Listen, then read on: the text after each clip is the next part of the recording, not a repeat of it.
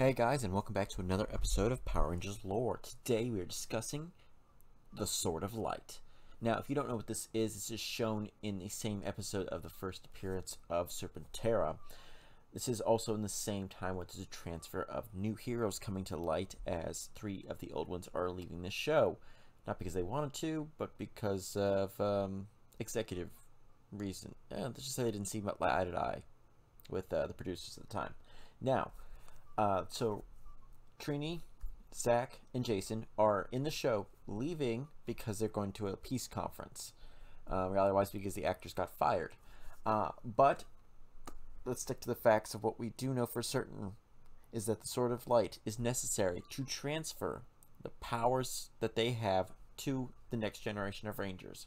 Now, Zordon didn't tell them immediately who they were going to choose, but we as the watchers were given an idea who that was going to be, and so they went out to go to another planet called the Deserted Planet.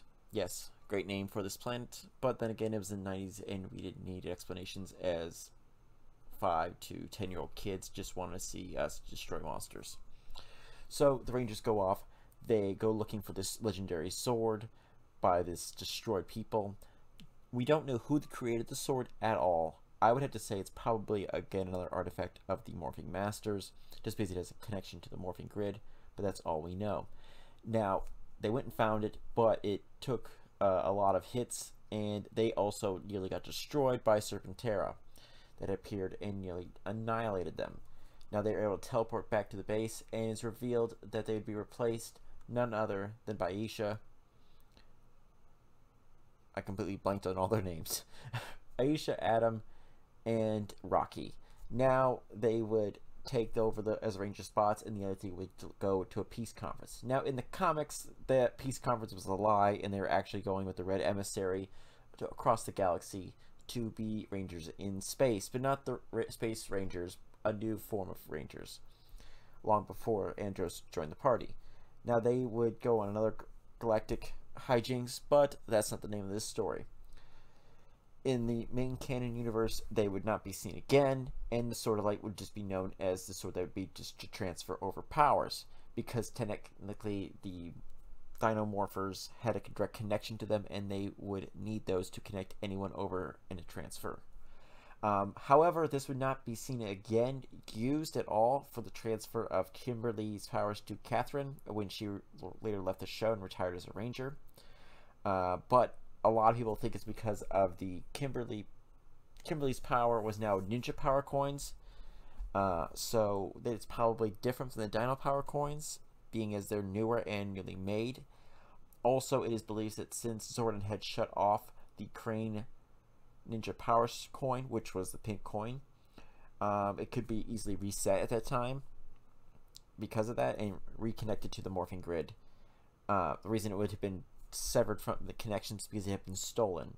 Now Kimberly and Catherine would shake hands, and that'd be the only connection they would need to transfer their powers, and it would not need again for the Turbo Rangers transferring, as the main crew except for Justin would go on to the next generation of Rangers, leaving out Tommy, and we would not see him again to Dino Charge. Now the rest of these Rangers we basically would not need the transferring of powers over to the next generation at all. Basically, there'll be new Rangers from then on, except for in space, where it was just Andros and the entire crew, leaving out Justin. But they were basically said that their connection to the morphing grid was completely destroyed, and they needed new morphers to begin with. Now in Lost Galaxy, we would have a whole new transfer, and basically they could hand their powers over, is speculated because of a few little references here and there. Essentially with the Pink Ranger dying, and also the Red Ranger wanting to hand over to his brother, who he believed was the proper heir to the Red Quasar Saber. Other than what was talked about, we don't know of what the Sword of Light is doing. We know it is separate from its other counterparts of the Sword of Darkness, as well as the Power Sword, which people get confused a lot what's there, because they were very generic with these names: Sword of Light, Sword of Darkness, and the Power Sword, or Sword of Power, I do believe it's called. Yes, Sword of Power. We know for certain that the Sword of Light contains 6 colored jewels: red, black, blue, yellow, pink, and white. There is no green connection at all, unlike the Sword of Power, which has all the original Dino Gems, which leaves out white and has green. Why is this? It probably just following the evolution of the show as it goes on.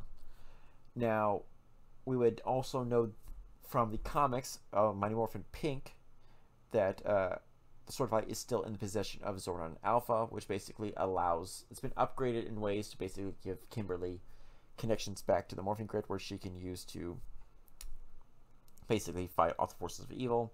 And it was later stolen and used by Goldar, War Zord Typhonus, and later recovered and returned back to the command center. Whereas the sword we don't know right now. We'll probably see more as they are going through in the current storyline with Dino Fury and a few other series. They're connecting things over and bringing back certain themes, such as the Morphing Masters. Now, the Morphing Masters have been a major part of the canon since the beginning of their first mentioning with the power eggs. And we'll be talking more about them in later episodes because I feel as though we're going to have a lot more information. Now, the Morphing Masters, did they create this sword? Not 100% certain, but I have a huge inkling that they did. And I hope to get some more information on that soon, as well as who created the Sword of Darkness and the Sword of Power. I hope we get way more going on here, but that's all it is. If you guys have any more questions, feel free to make sure that you comment them in the comment section down below. Like and subscribe down for more and the lore of Power Rangers itself. I'm here, your host, and this was the Sword of Light. I hope we get more, and I hope you guys enjoyed this. Thank you very much, and have a good day.